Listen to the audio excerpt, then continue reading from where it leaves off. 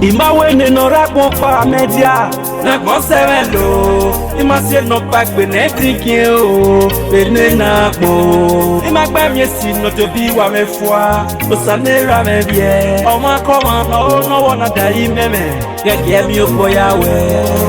ogo soli pigo gege ogo soli pigo gege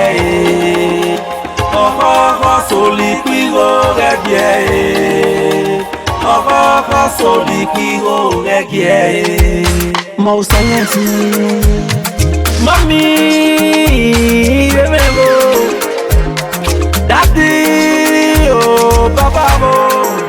oswa no sweyama egi osioma ri eke o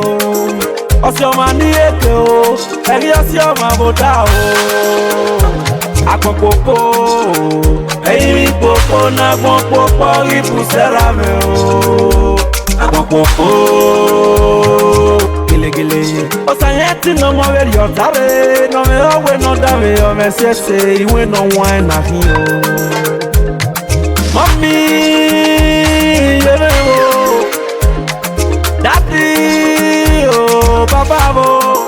osoma no sweyama egi osioma ri eke o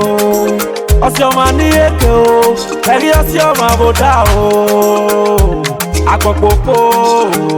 eyi popo na gbonpopo ripusera me o akpokpo eba oji giawa eba azon yawa gigia o eba oji giawa eba azon yawa gigia o akporize de mureke ne imi mure o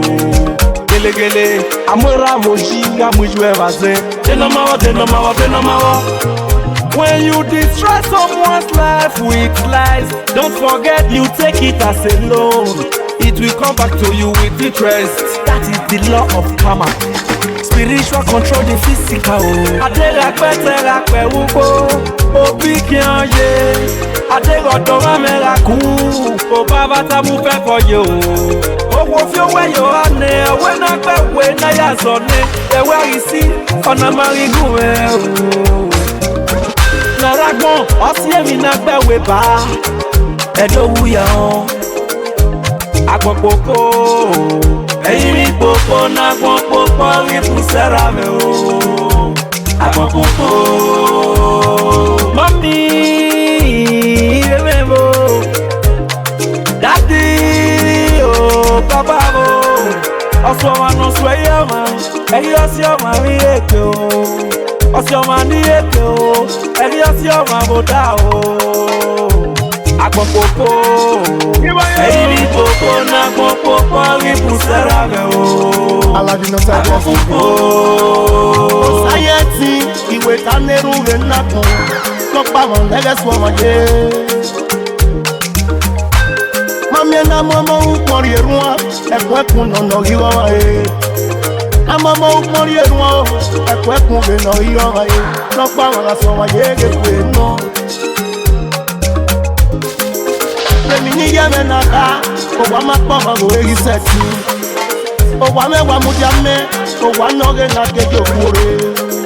Osayantin wa be mudiane o wa mudiane wa u ade wa kon ade wa ko akino wa kino te o mayo ma ge na akina ruda okina robo ade ra yi mo fun o ma ge me gi ya me la o